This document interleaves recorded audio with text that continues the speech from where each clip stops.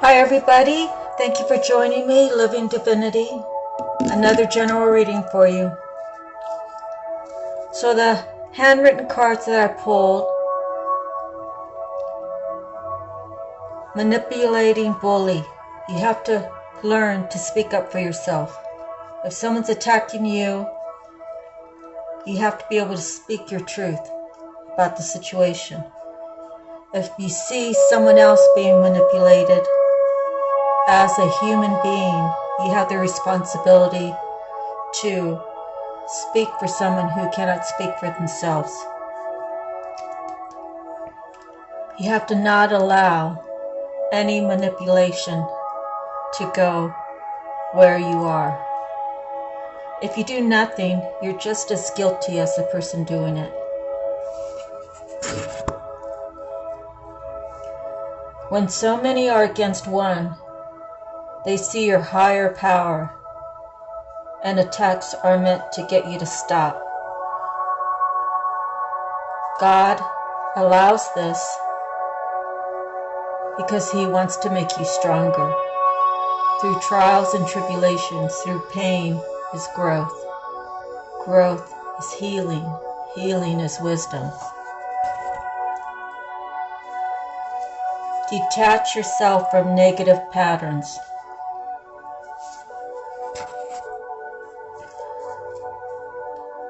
You can choose to stay in that particular situation, whether it's family members, friends, business associates, to try to hold a certain level of common respect, yet not being part of anything that's negative. The reason why I say that on the card is because it takes a lot of energy to hate. It takes a lot of energy to plot. And those people that are doing that, it's because they're trying to reflect upon you where they fall short. The next card says, brighten up someone's day. It's always nice when you know when you see a certain person that you can count on them to lighten your emotional load, to bring light onto a heavy situation, yet to find a resolve of something that'll make you see things maybe from a higher perspective. Budget for your future. While in the feast stage, prepare for famine. So that would be like stockpiling your pantry. It would be like if you're making an extra $100 this week, take that $100 and put it aside. Put it in the bank, buy a CD, buy some stocks that you believe in. God has my back. When you're talking to God and you're telling Him about your day, He's listening. He doesn't care if you're having He does care if you're having a good day or a bad day, but He's just happy that you're spending time speaking to Him. And you can do this anywhere.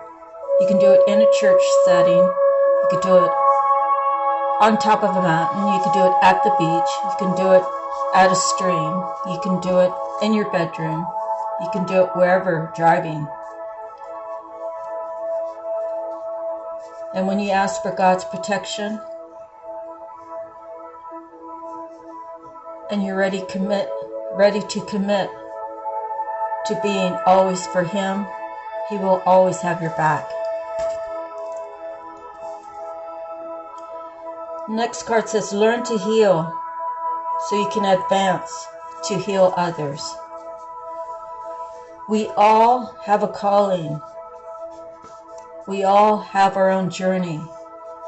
We all have our special little powers, big powers that can change people's lives. being selfish about wisdom that you are holding on to because you're afraid that someone else is going to outdo you. You don't even have your heart or your mind in the right place if that's how you're feeling. Always learn to heal so you can help other people heal. Pretending to be what you need them to be.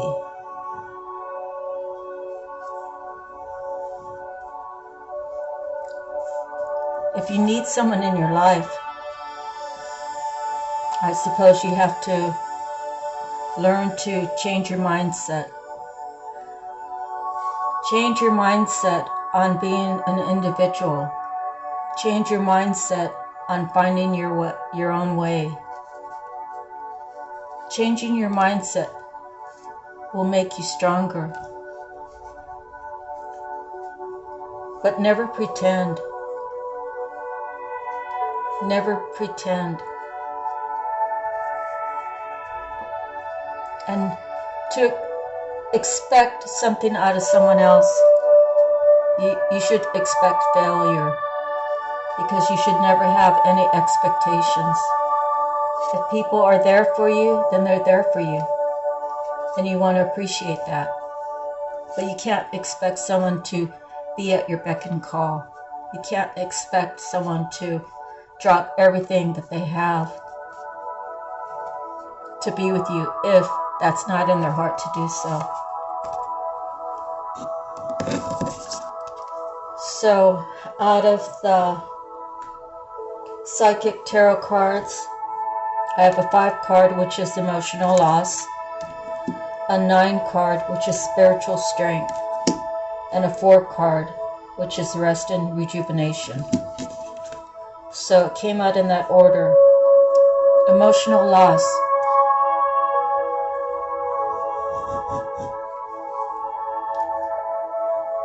I see this man holding his heart. He's holding his hand upon his hand over his heart. There's light behind him, but he can't see it because he's not looking at it. He's regretting something from his past. And whatever it is that he's regretting, he's missing it, whatever it is. The 9 card spiritual strength. Everyone has that within them. Everyone has spiritual strength. It depends how you use it. If you use it in a bad way, most likely you're going to hurt yourself and hurt others around you. The right way is to use your spiritual strength to uplift others. When you take the time to uplift others, it automatically makes you feel good inside.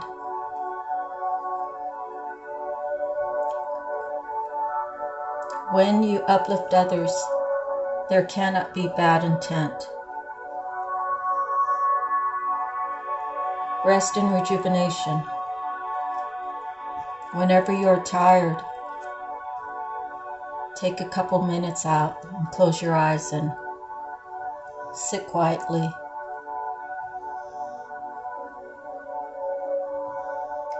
Meditating, listening to this kind of music.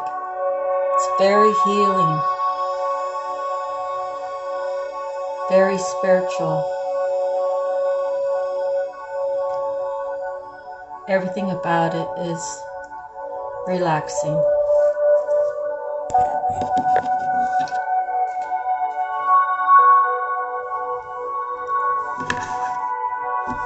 The next one I have is your soul purpose. So this is a comedian card, The stone is malachite. I hope I pronounced that right. Are you a natural at sharing relatable stories that makes others laugh? Observe the patterns of your life. Realize that you weren't the only one having these experiences. Find the levity in observing and participating in events and laugh. The affirmation, I have a great sense of humor and uplift others through levity. I am quite the character and enjoy being the center of attention. I love to tell jokes and make people laugh. So out of the Tattooed Tarot, I have 3 sevens.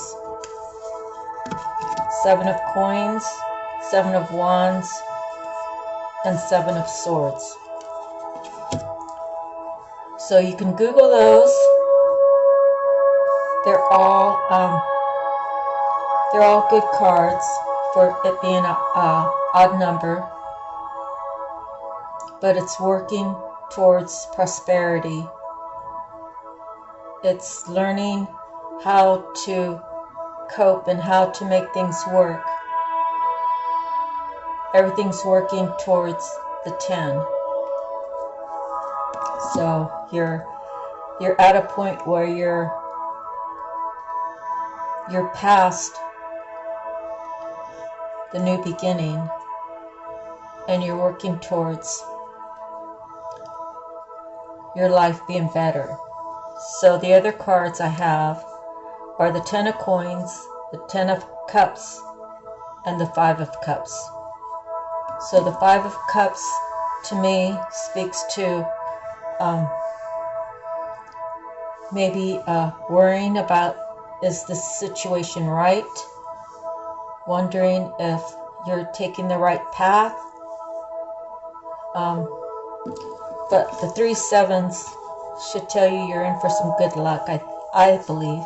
And plus you have the 10 of coins and the 10 of cups.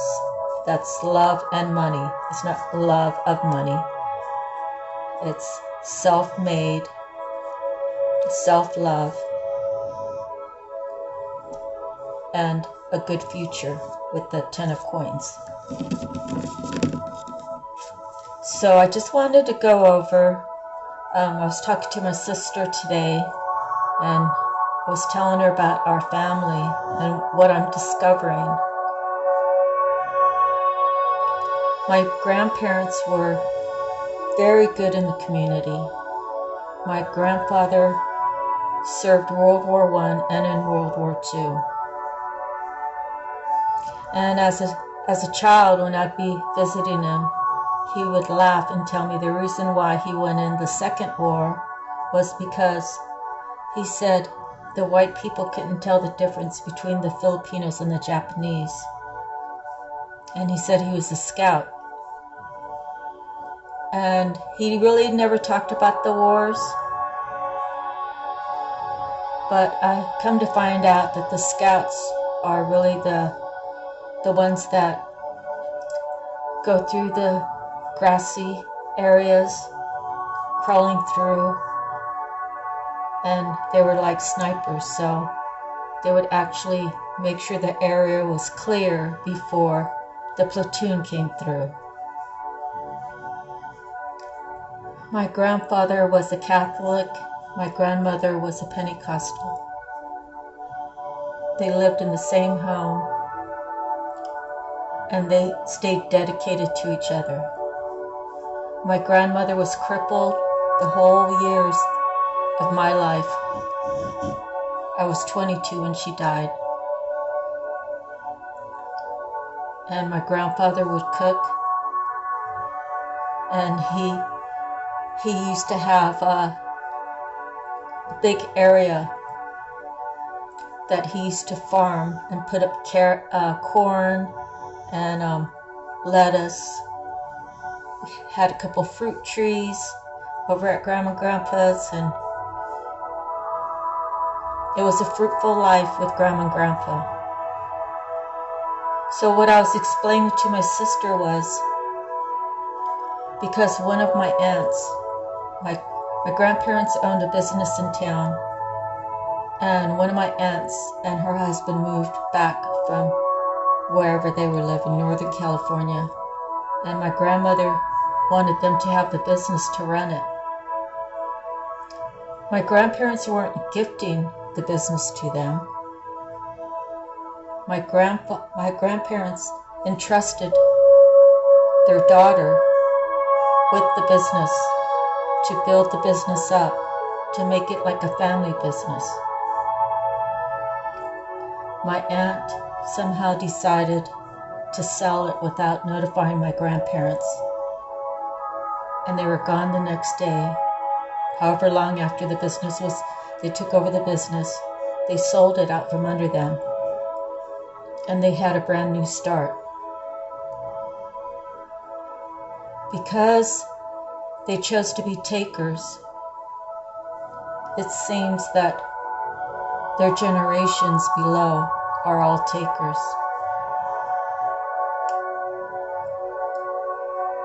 And I'm not going to say all of them.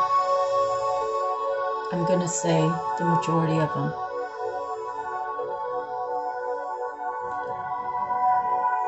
That was one of our family curses that's affected our whole family. All of our cousins. I have 5 aunts. Well, 4 aunts and then my mom and 1 uncle. When my grandmother was alive, she said on the will that it would be left to my mom's daughter, Tanya, because she was the family caretaker.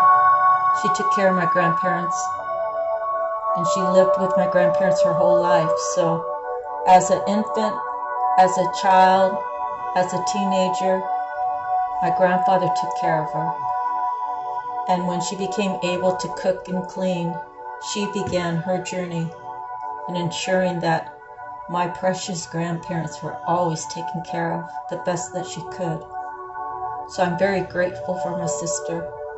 But the house is left to her, the firstborn grandson of the Capitoons, which is my cousin Mark. And last but not least, my mother.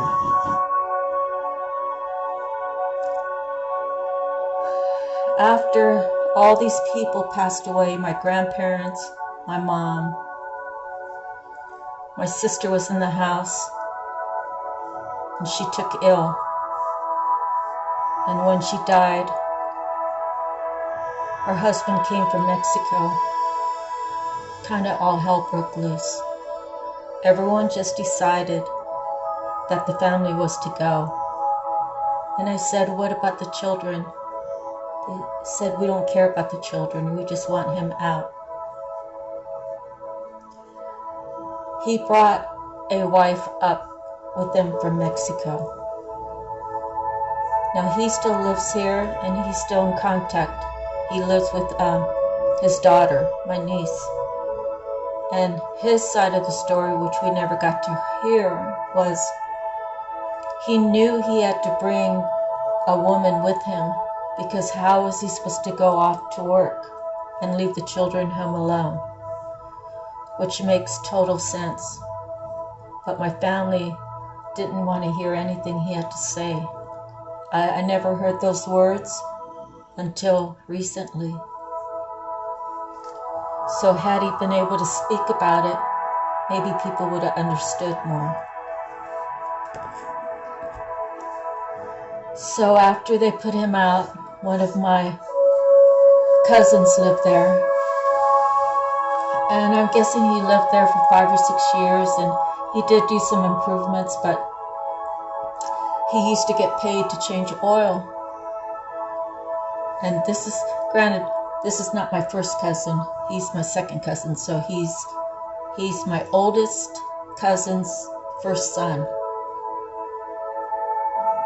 But he was getting paid to do oil changes and just dumping the oil on the grounds. He was stealing drugs out of the house, and I didn't know that either.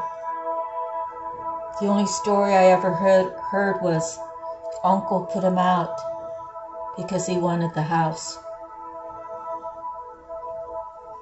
Uncle moved in with his second wife and their 2 small children. The house needs to be honored the way my grandmother wanted it. The house is to ensure future generations. If the house was run the way it was supposed to be, it would be like a Section 8 house, and it would collect the money. It would collect the money and it'd be put in a bank, not for any of the people in the world to use and spend as they feel like.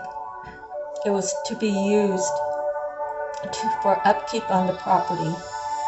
It was to be used to possibly build on later, but for sure to take the garage and transform it to another living space.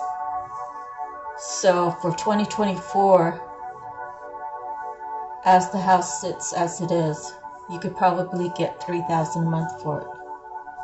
My uncle's lived there for 35 years. And he's only helped himself. So, in essence, he has cursed his family by not honoring his mother. I came back and I spoke my piece about most of the things that I know my mom or my grandma would want to say. There's so much work that needs to be done. I love my uncle. I don't wish him harm. I hope and pray that he, before God calls him, that he will make the house right, at least to begin, after his current wife and child are no longer alive. It's the right thing to do. It's the right thing to ask for. It's the right thing to honor my grandmother, my grandfather who worked so hard in this community to recognize my grandparents, to honor our grandparents, to do right by our grandparents is always the right thing to do. My work, maybe some people think I'm taking all the secrets and putting it out there. I don't believe in secrets. You can ask me anything. It's better to tell the truth and put it out there than to lie and betray.